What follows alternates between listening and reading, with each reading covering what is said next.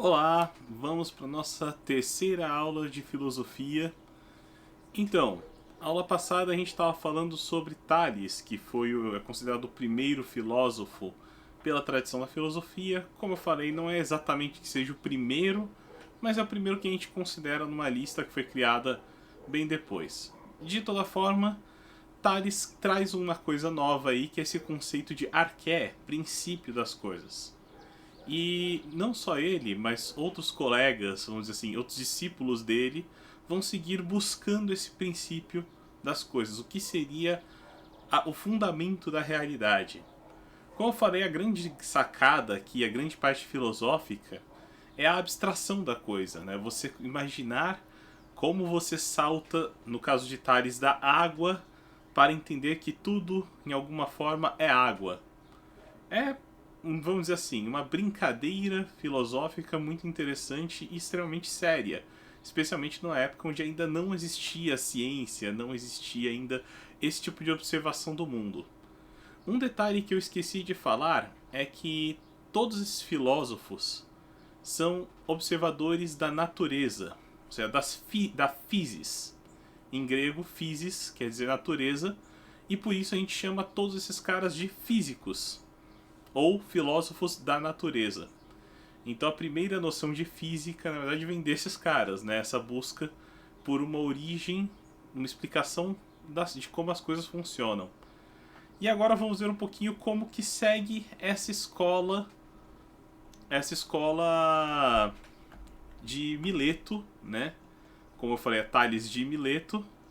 Então agora a gente vai ver outros dois jônicos da mesma região, também de Mileto, da mesma escola, que são Anaximandro e Anaxímenes. Vamos lá para o nosso slide. Então, Anaximandro de Mileto, ele era discípulo de Tales de Mileto, viveu de 610 a 546 a.C., também faz parte da escola de Mileto ou escola jônica, os dois nomes estão valendo. E para ele, o princípio de todas as coisas, a arqué, na verdade, errei aqui, não é um elemento, não é uma coisa só, mas o ilimitado, que ele chama apeiron no grego. Então existiria, não é água, não é terra, seria o ilimitado. Todas as coisas se formariam a partir desse princípio abstrato, que se junta e se dissolve formando todas as coisas. É um conceito abstrato, ele não coloca nada físico, vamos dizer, nada palpável, mas é um conceito também bem abrangente, né? Então quando a gente fala sobre o princípio seria ilimitado, seria algo irrestrito e portanto também que não tem um começo nem um fim, né? As coisas em si, elas mudam, mas a essência delas, esse limitado, é sempre o mesmo. Ou seja, por exemplo, esse teclado que está aqui na minha mão, ele pode em algum momento se desfazer e se tornar outra coisa, só que a essência dele, o ilimitado dele, o apeiron dele, vai continuar existindo. O apeiron não tem começo nem fim. Bem, agora temos uma novidade em Anaximandro, que é o primeiro autor que a gente tem fragmentos do pensamento dele. O que isso quer dizer? No caso de Tales, a gente teve que pegar o que a gente chama de doxografia, que são as opiniões de outras pessoas falando sobre o cara. Já Anaximandro não, a gente tem um trecho que chegou por outros textos, né? Alguém escreveu falando, olha, isso aqui estava num texto de Anaximandro. E citou esse trecho pra gente. Então por causa disso a gente fala, ó, isso aqui provavelmente estava numa obra dele mesmo, né? Por isso eu coloquei aqui, encontramos fragmentos geralmente quando algum outro autor cita trechos de alguma obra que teria lido, mas não temos a obra original inteira. Ou seja, a gente perdeu o que seriam os poemas de Anaximandro e sobrou esses pequenos trechos. E ele escreve em versos. Isso foi muito comum na filosofia durante um período, nessa filosofia pré-socrática, né? Antes de Sócrates, era comum você ter a filosofia escrita em versos.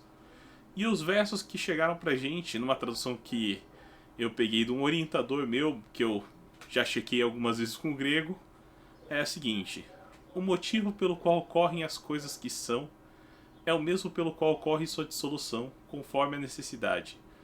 Pois as coisas, né, pagam umas às outras castigo e expiação por suas injustiças, conforme o decreto do tempo. Tá, muito bonito, muito poético, mas o que isso quer dizer? O que ele está falando aqui é que a justiça de Ké, que é uma divindade, é que mantém a ordem das coisas. O que mantém a garantia de que algo existe ou não é a justiça e a necessidade. E por causa disso, essas coisas elas se formam e se destroem ao longo do tempo. Tempo também é uma divindade, estamos falando de Cronos. E é isso que determina a mudança do mundo.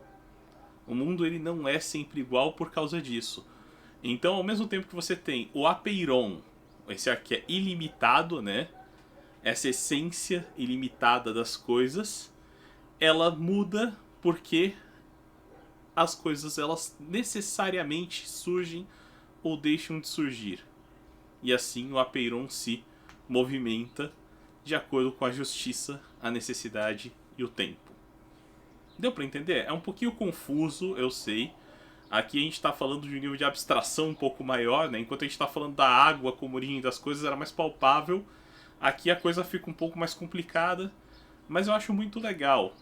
É mais pensa um pouquinho, usa a cabeça para abstrair e pensar quão fluida pode ser a filosofia, quão fluida pode ser essa busca por esses princípios.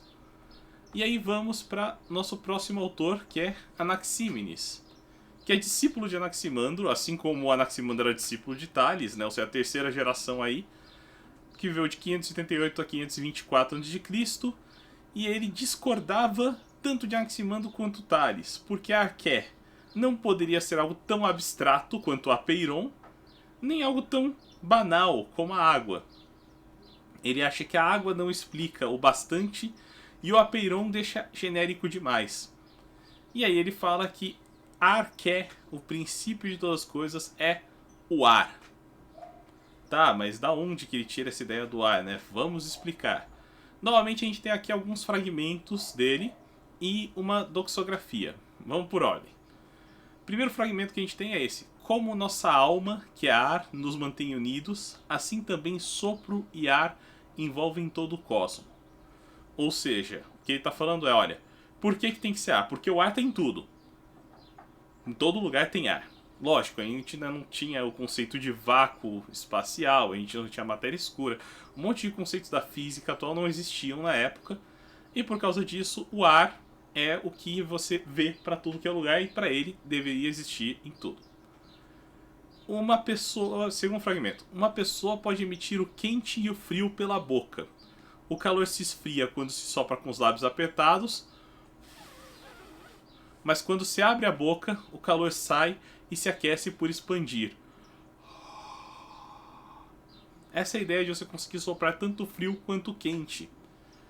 Lógico, não é tão simples quanto ele está colocando, a gente sabe que não, mas é uma ideia interessante, né? O calor viria dessa expansão ou contração do ar. E temos também essa doxografia, né? Que é alguém falando sobre, no caso Simplício, falando que se diferem substâncias particulares por rarefação e condensação. O que ele está falando? Que o ar ele se transforma em outras coisas conforme ele se rarefaz, se expande, ou se condensa, contrai. À medida que se torna mais sutil, torna-se fogo, condensando-se em vento, depois em nuvem, condensando-se ainda mais em água, terra e pedra. Vamos lá, na ordem. Mais sutil, você tem o ar. Expande o ar, que está aqui. Você tem o fogo. O fogo é um ar expandido. E se você condensar esse ar, soprando ele, você tem vento. Se você condensar ele um pouco mais, você tem as nuvens. Ainda mais a água. E aí mais ainda, terra e pedra. Se você pegar um copo gelado, você nota que o ar se condensa em volta dele formando água, né? Eu acho que é mais ou menos essa ideia que ele está falando aqui. Conforme o ar se condensa, você tem os outros elementos. Lógico, nunca vi ar virar pedra. E não vamos ver nunca. A coisa não funciona assim. É mais um tiro errado. Mas é uma ideia interessante também. Ele está buscando uma explicação através dessas duas noções de rarefação e condensação. Outras coisas são produzidas a partir deles.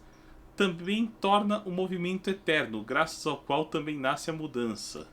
essa condensação e rarefação é o que garante a mudança das coisas. Então vamos explicar aí os fragmentos com calma. Porque o ar seria a que é de tudo? Porque ele envolve todo o cosmos. Ele tem em todo lugar. Como explicar os outros elementos que a gente encontra? Água, fogo, condensação ou rarefação do ar. Quanto mais condensado, mais sólido. Quanto mais rarefeito, menos sólido. Mais condensado, você vai para água, para terra, pedras. Menos rarefeito, você está falando... Mais rarefeito, você está falando de fogo, por exemplo. Quente e frio são definidos pela condensação ou rarefação do ar e pelo seu movimento. É aquilo, né? Aperta, frio, solta, solto, calor. Ok? Então, revisando rapidinho, para Anaximandro, Aké é o ilimitado, o apeiron, e ele tem um fragmento sobre a criação e destruição das coisas, conforme a justiça e o tempo. É um princípio abstrato, esse apeiron, e é eterno. O princípio sempre está lá, as coisas é que mudam. Já para Anaxímenes, o Arqué é o ar, e a condensação e rarefação explica os outros elementos e também o quente e o frio. Ok?